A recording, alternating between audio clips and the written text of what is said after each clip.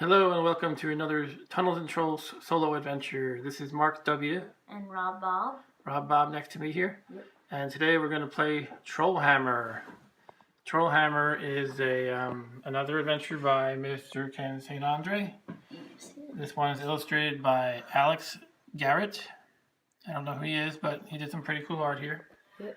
And this particular solo was requested by Thessaly Chance Tracy on the Facebook group Tunnels and Trolls. Let's talk about Tunnels and Trolls. I don't know why it's called that, but that's what it's called. It's called Tunnels and Trolls, and in parentheses, let's talk about Tunnels and Trolls.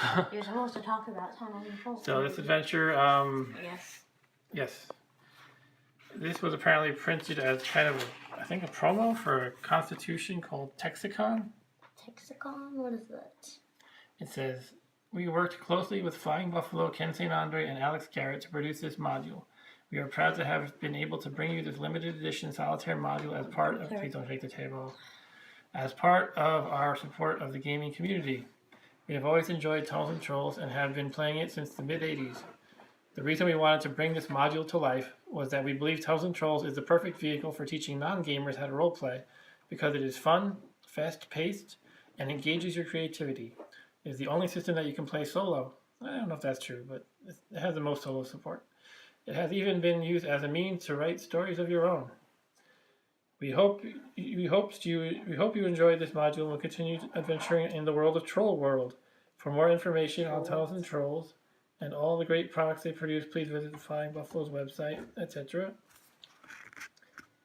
From all of us at Texicon, we wish you great gaming and exciting adventures. Carl and Kevin Pajak, the twins. The twins. The twins. All right, cool. I guess they're twins. The twins. So, I'm assuming that Troll World has a lot of trolls in it. It does. There's a whole history of Troll World here in the book, and you can read it. I've gotten a drink before I started. Okay, Rob Bob's going to get a drink. Anyway, while he's getting a drink, let's go over some stuff. What do we want to go over? Well, let's go over our character. We just rolled up a character.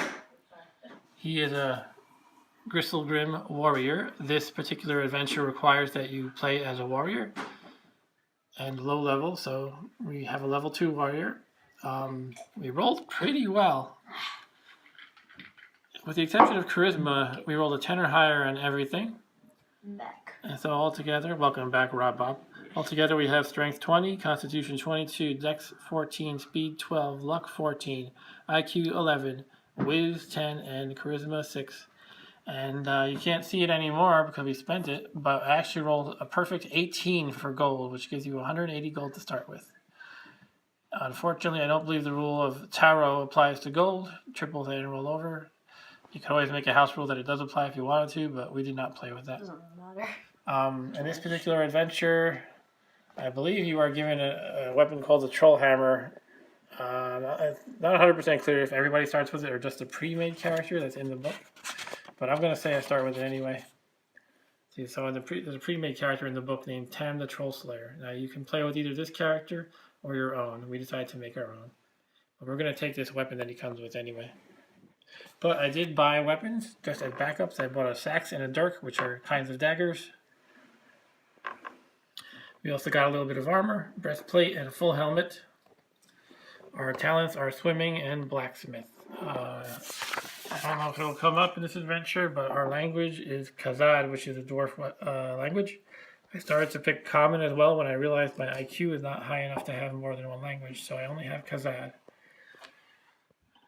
Since we had a lot of money to spend, I also bought a basic Delver's package, which includes, according to this handy chart here, a backpack, a day of food, water skin, 5 matches, 5 torches, 30-foot heavy twine, and 2 pieces of chalk. I also bought 20-foot hemp rope and a python hammer. I forgot to write down the information about a python hammer. That's alright, we'll deal.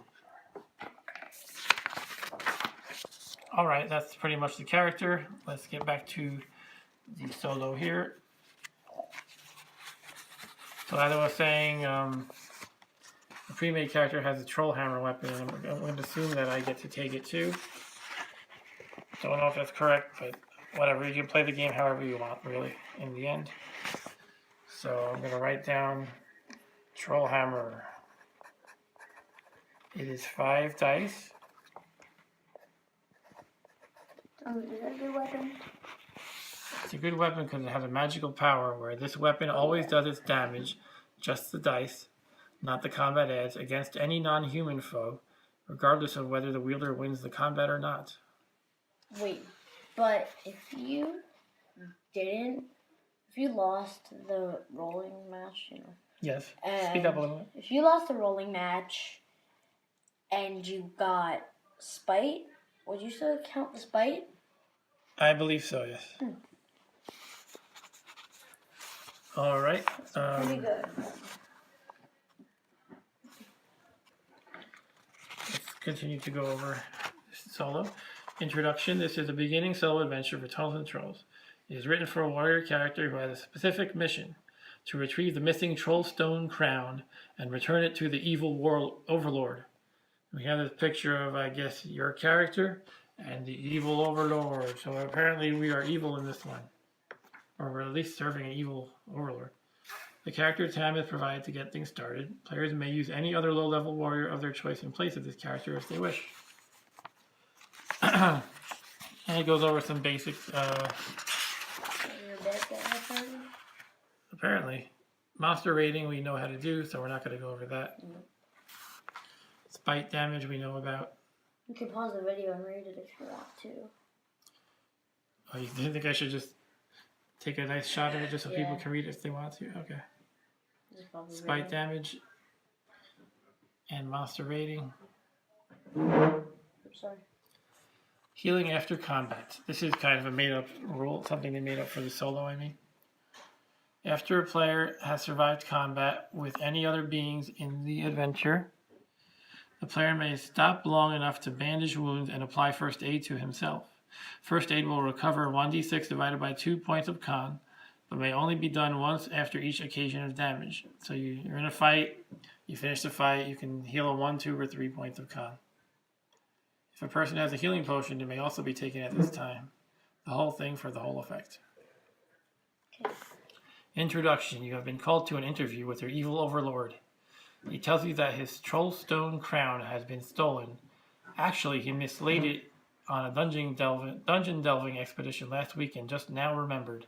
But he doesn't tell you that since he is getting absent-minded in his old age and doesn't want anybody to know.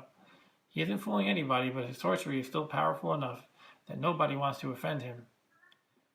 And he wants the possession of a rock troll in the nearby caverns of purple fungus, so called because many unusual forms of fungi grow there, including many purple mushrooms and toadstools. You have been chosen for the job because you once killed a troll. It was a small one, and you own the fabled Trollhammer. Your reward will be 1,000 gold pieces if you succeed, and anything you can win in the dungeon. The entrances to the caverns are not far from the Evil Overlord's castle. His butler takes you out through a small gate and points to 2 caves visible in a mountainside on the far side of a small lake. He indicates a rowboat that you can use to cross the lake and tells you that you may have to deal with the goblins. Lying in the bottom of the boat is a harpoon. Go to 1. Good harpoon. Maybe. Let me put down this pencil. One problem with this solo that makes it a little difficult to record is that it does not stay open on its own. So I'm going to, instead of holding it open, I'm going to put the rule book on top of it to hold it down. There we go. Hold on. That should be good enough. Can't get it right. All right, there we go. You are standing on a path leading around the edge of a small lake. Behind you is a castle wall with a door in it. Rob Bob just disappeared, by the way. He just got up and left. That door is closed and locked now. Beside you is a rowboat with a harpoon in it. Ahead of you is a path that follows the lake shore. It is early afternoon of a beautiful warm spring day. On the other side of the lake are a lot of goblins. Most of them seem to be fishing, but some are obviously standing guard. Maybe we're at Goblin Lake from the other adventure. Maybe. If you wish to get in the boat and row across the lake, go to 6. If you want to take the harpoon from the boat and walk around the lake, go to 7. If you just want to walk around the lake and approach the goblins, go to 8. Let's see, I played this adventure once before. I don't remember what I did. I like to mix it up and do different things, but I honestly don't remember what I did. Why don't we, I think I probably got in the boat and rowed across. Want to take the harpoon and walk around the lake? What do you think, Bob? Yeah, I guess so. All right, let's do that. Go to 7.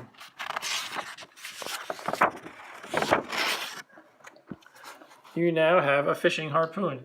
It is basically a fishing spear worth 3d6 in combat. Carrying that in one hand, you continue to walk around the lake. Go to 8. Okay. Let's write it down.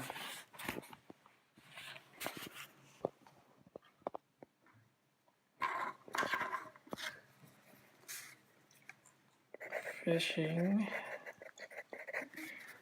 harpoon. 3 dice. By the way, we're going to write down which one we have equipped, so it's going to be the Trollhammer. And we're going to write asterisk. No, we're not going to write asterisk. We're going to write in the notes section that my character sheet has. We're going to write that 5 dice worth of damage always gets through. Damage always applied. I guess you can just write damage always applies. Okay, that's good. I lost my page. We were going to 8 though. Here we have a lovely picture.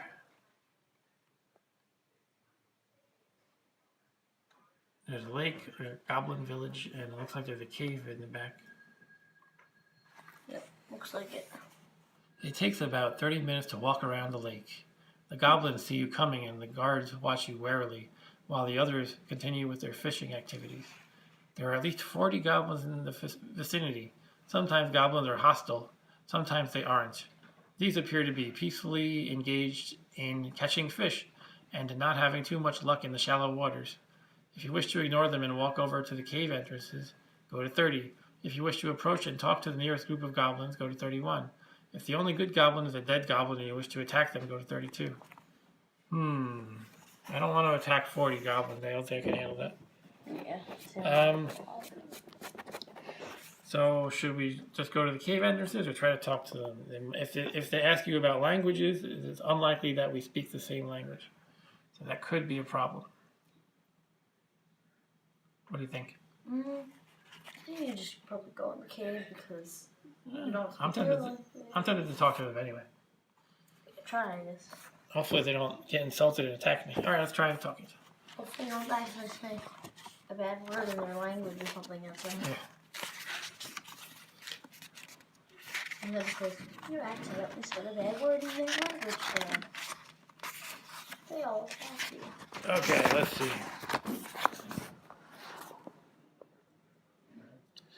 The goblins watch warily as you approach. If you have a weapon in hand and look menacing, go to 3. If you approach with empty hands and shout greetings to them, go to 2. Okay, I'm going to be friendly. As friendly as I can be anyway. So I will shout greetings to them with empty hands. Go to 2.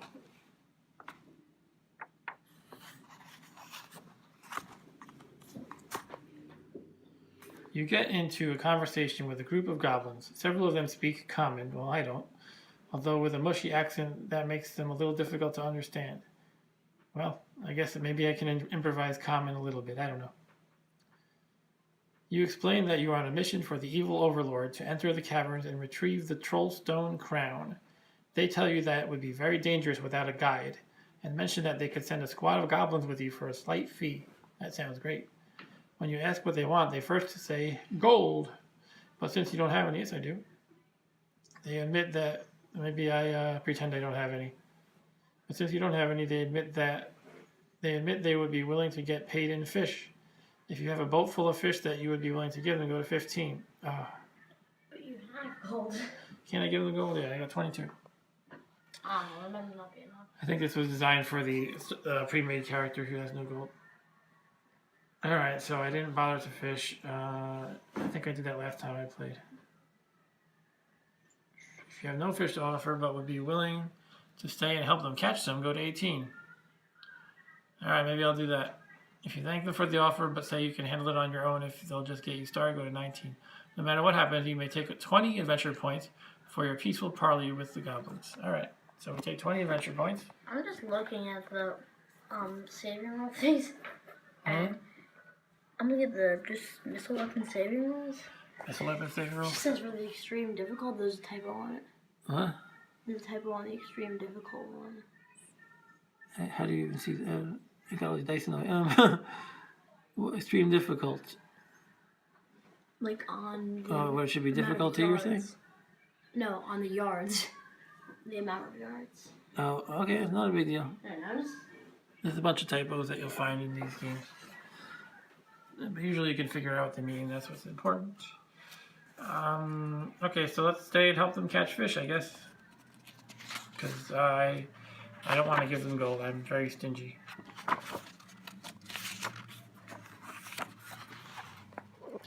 Okay, so it's time to fish. We got this lovely picture of goblins fishing in a lake. And there's also a dude in a boat, which is probably me. You spend an hour helping the goblins catch fish. If you have the harpoon, you are much more effective than you would be without it. Yes, I do have the harpoon. Gain either 100 adventure points if you don't have the harpoon, or 200 if you do. Okay. That's nice. Now I have 220 adventure points already. I'll just squeeze a 2 in front of the number here. At this point, you may also stop and spend adventure points to raise an attribute by 1 point if you wish. If you do not already have the fishing talent, you gain 1 at a rate of Dex plus 1. Okay, and before the deluxe edition came out, I believe it was 7th edition had a rate for each talent where you would say it's equal to Dex plus 1 or something like that. Or relative to an attribute, it would have a certain score. But I think they removed that to make it simpler. So, in other words, you just say you have fishing now. Guess you just say you're fishing? If you do have a fishing talent, you may add 1 point to it. Alright, so let's say I gain fishing now. I wonder what would happen if you already had it. Well, it says here you may add 1 point to it. Well, there's actually advanced talent rules also, or you can have different levels. Okay, I'm trying to hold the page while writing, and it's very difficult. I should have, I should use the book as a weight again. I can just... Thank you. Okay, I'm adding the fishing talent. Oh, and I should spend adventure points probably. What do we need? We could add to Dex. We're probably good with Strength and Con for now. I would go with probably Luck, IQ, or Dex. I think we're already hopeless when it comes to Charisma, so I'm not even going to worry about it. Yeah. I'll add 1 to Dexterity. That'll give us a personal add as well. Well, Luck is a good choice as well. Most saving rolls involve Luck. Alright, let's go with Luck. Yeah, you can afford to do it. You can afford to upgrade it too. Yes, so it's 140, which leaves us with 80. And you could also, well, you could have also upgraded your Constitution, but it's already at 22. Yes, it's already pretty high. But it's not really important. High for a low level guy, I guess. Alright, Luck is 15 now. And we can fish. Alright, back to the story. The goblins agree that you have done enough to pay for their guidance as deep into the caverns as they dare to travel. They bring you to the matriarch of the tribe, a withered hag that may be 20 or 30 years old. Ancient for a goblin. Huh. News to me. That's good to know, though. So goblins don't I guess. Yeah. Go to 24. She delegates 4 goblins to go with you and be your guide. She calls them Esh, Ish, Osh, and Oosh. Esh, Ish, Osh, Oosh. Yes, and you would have a hard time telling them apart. Esh and Ish walk on either side of you. Osh and Oosh come slightly behind. Esh is the one delegated to do the talking. They take you in through the left-hand entrance. The passageway soon slopes downward. You pull out your sunstone. Oh, what's a sunstone? I think the pre-made character came with a sunstone, so I guess I'm supposed to have it too. So why don't we backtrack for a second and read what the sunstone does on the pre-made character. The stone that is actually part of the sun, it fell off the sun because the sun is clearly a solid object. Let's see. 1 fist-sized sunstone. Doesn't say what it does. Okay, I guess it doesn't matter what paragraph to tell us. Alright, let's add sunstone to our equipment. Excuse me. I take a sip of water.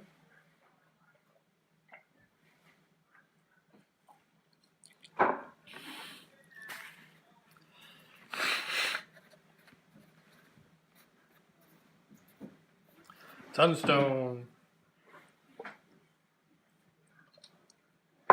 All right. Back to the adventure. You pull out your sunstone to get a little light. After a few minutes of walking, the passage branches to the right, and Esh guides you in that direction.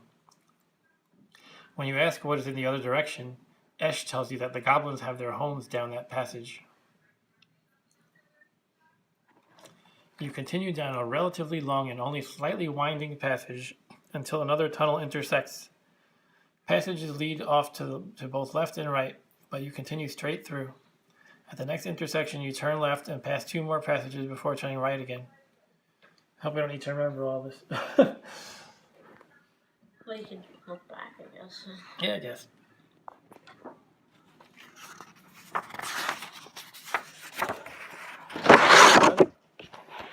Next page. Then, like, a boulder comes and you have to run away. A boulder? And you have, clearly a boulder will come. You have to remember the way out. Why don't you sit next to me here? Yeah, kind of. It's kind of hard to hear you too. Alright. Okay, Esh warns you that a difficult part is coming. Ahead of us lies a small chasm. It marks the point beyond which we are not permitted to go. Some of us have crossed it anyway. It is one of our tests of adulthood. We must be able to jump across and back. Ush, show him how it is done. The smallest of the 4 goblins comes forward, kicks himself into a run, and with a squeaky yell, hurtles himself through the air. The light from the sunstone is weak and does not penetrate as far as Ush jumped, but he yells back, "I made it!"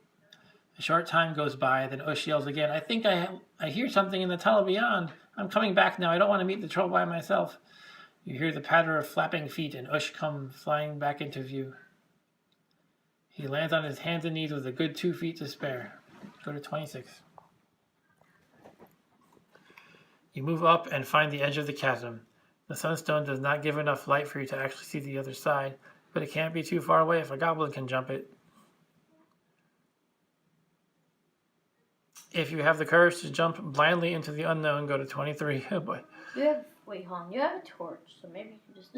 My sunstone is acting as a torch, kind of. I think it's not any dimmer than a torch would be, so it's probably functionally the same thing.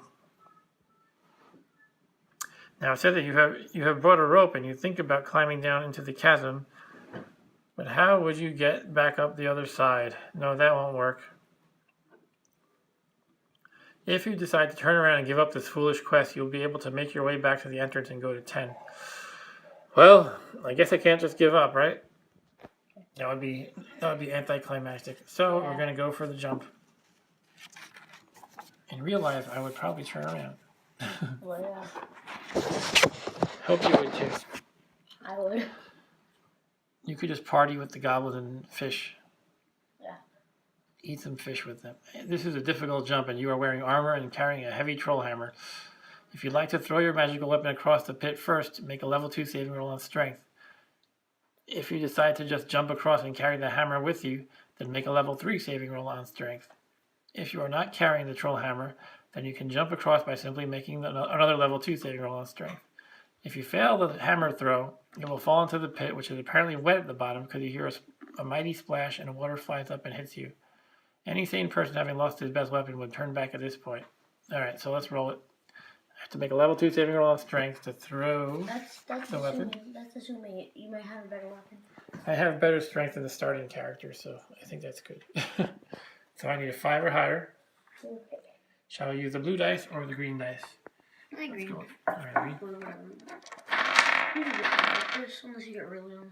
Alright, first we're throwing the hammer. No, we need 5 or higher. 7. Okay. Let's take 14 adventure points. You're right. And we successfully hurl the hammer all the way across the chasm onto the other side. Now we are going to jump across, and we have to make the same level 2 saving roll. If we fail, I guess that's the end of us. We fail. Alright. Nope.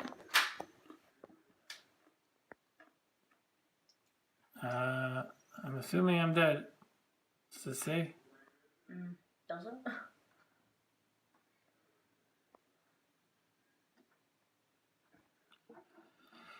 That doesn't even say. I guess I'm just dead. Alright. Well, it says there's water underneath. It doesn't tell you to go to any paragraph. Yeah. I guess that's it. Alright, that's it for us. Maybe we'll try again.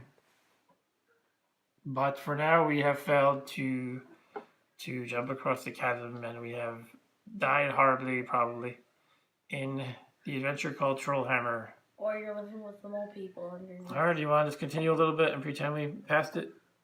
Yeah, it's kind of short, so yeah. Alright, so in the interest of making this video a little less lame, we are going to pretend that we successfully jumped the chasm. Go to 41. So, yeah, clearly we made that and not just trying to see what happens. Just going to see what happens. Thank you. On the other side of the pit, you find the Troll's Bridge, a cobbled together section of old pieces of metal, some that were once swords and spears, that is a good 10 feet long and weighs over 500 pounds, lying in the tunnel. Okay, I'm going to pause for a minute because I need some water. Okay. I will stop the video and record a new one. And we're back. So continuing where we were at, on the other side of the pit you find the Troll's Bridge, a cobbled together section of old pieces of metal, some that were once swords and spears, that is a good 10 feet long and weighs over 500 pounds, lying in the tunnel. When the troll wants to leave, he simply moves the bridge into place. He is strong enough. When he wants privacy, he pulls the bridge back. If you have your Trollhammer, or even if you don't, you continue forward until you reach the troll's home cave.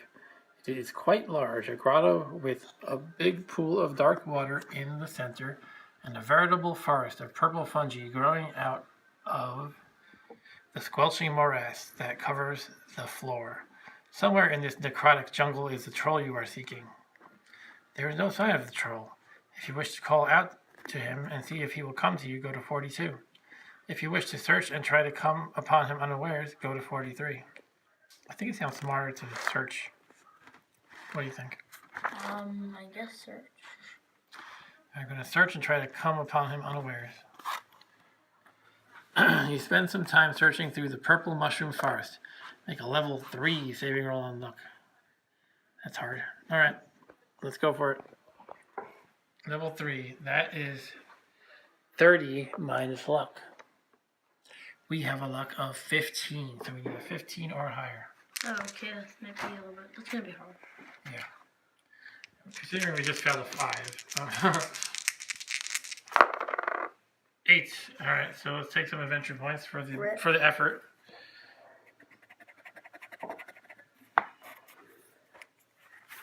We're at 118. I didn't award ourselves adventure points for the cheating we did.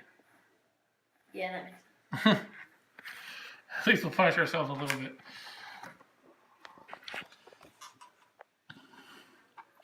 If you fail, go to 57.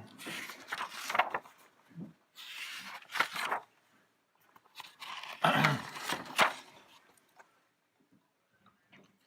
I recall this. I think the first time I played, I found this guy and he killed me. So we'll probably die as well.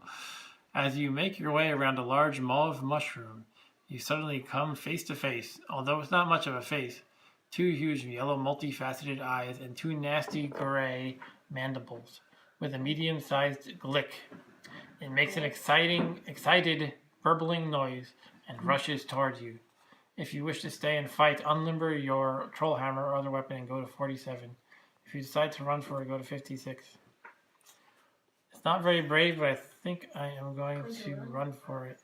Just because I remember getting killed so horribly by this thing last time. Were you using the pre-made guy? I was using the pre-made. I'm not really that much better than him. My ads are... I think they're supposed to be 13 now because I added a luck. But anyway, the pre-made guy has ads of, I think, 3. But if I recall correctly, this thing had something like 80 monster rating, which means 9 dice plus 40 ads, which I just can't compete with. That's ridiculous, yeah. It's not really that crazy, but for this character it is. For a starting warrior, it's a bit tough. Alright, so we're going to run away. My usual instinct is not to just run away from fights, but in this case, I am... shoot, I lost my page. Here we go. In this case, I'm going to run. Go to 56.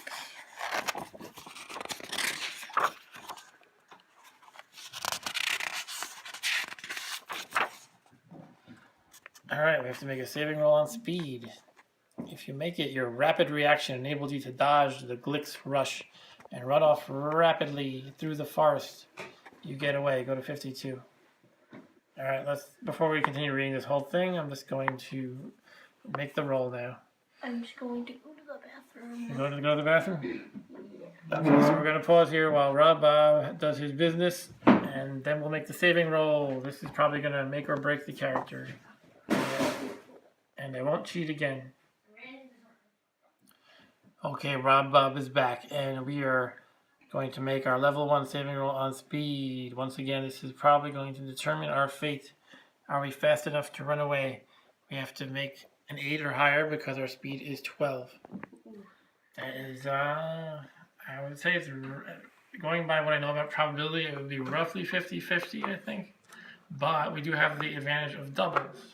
So a 2 counts in our favor, as does a 4, like this, or a 6, etc. So I think we have a little bit better than a 50-50 shot.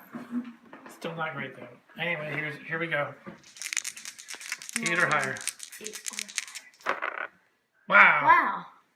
All right, and we made it. Let's and keep rolling for more adventure points. Another doubles. Yeah. It seems like once per adventure we roll one of these like strings of doubles. So that's 18. Okay. 18 plus 8 is 26. Let's take 26 adventure points. Okay. Not as good as our first one that we got. Yeah. On our first video. That's true. Well, for Trolls video. Alright, we could actually spend some adventure points. Do we want to? Or should we save them? I guess so. Okay, let's increase our dexterity by 1. Yeah, okay. So it costs 140.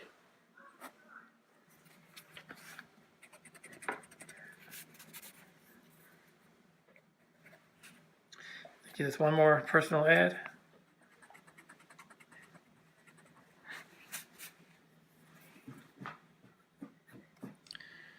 Alright. We successfully ran away. Or I assume we did. We have to read the actual paragraph. I lost the page. Woohoo. Hooray. Hooray. I don't remember where we were. Here we are. Okay. You get away. Go to 52. Alright. You begin to hear a rumbling sound, and as you get closer, you realize that it is snoring. It's a snoring sound. Rounding a huge purple mushroom near the central pool, you come upon the mighty troll, but it is asleep. Lying next to the troll is a metal tiara, and set into the steel is a huge black gem that has to be the troll stone crown. You might be able to simply pick up the crown and run away with it. If you want to try and steal the crown and run for it, go to 58. Or you might get in one free attack if you want to try and slay the troll before taking the crown. If you want to do that, then do your combat damage and subtract it from 120. Ooh. We can't do close to it.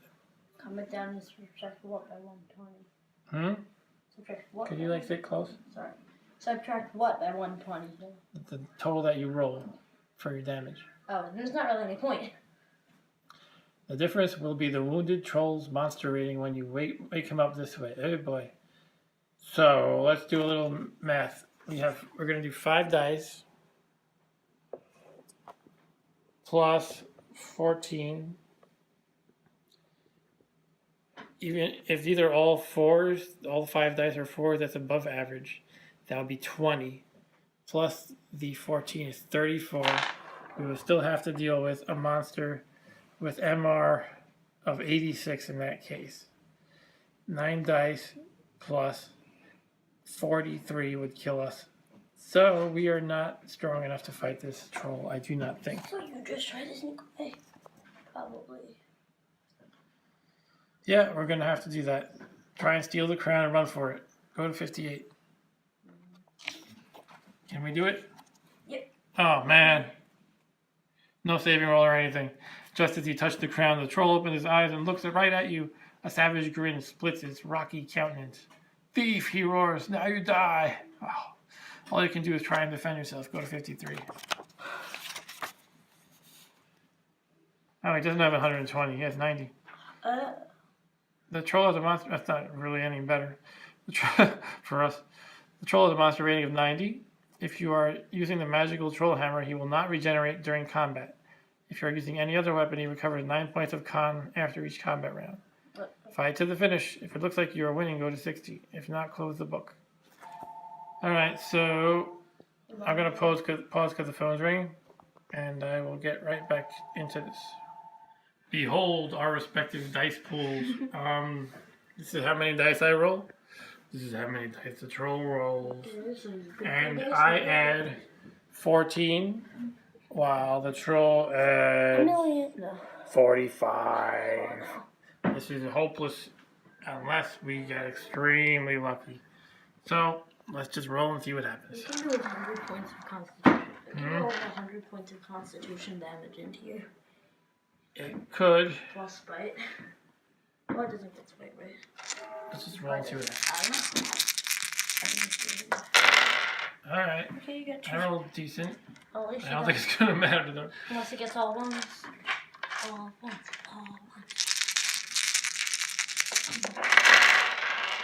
You're doing it. Alright. Maybe. Let's add them up. Well, you still do the damage at least. Yeah, I still do the damage. If I can somehow survive a round, I still don't have a choice. I hope, I don't think. Oh, 10,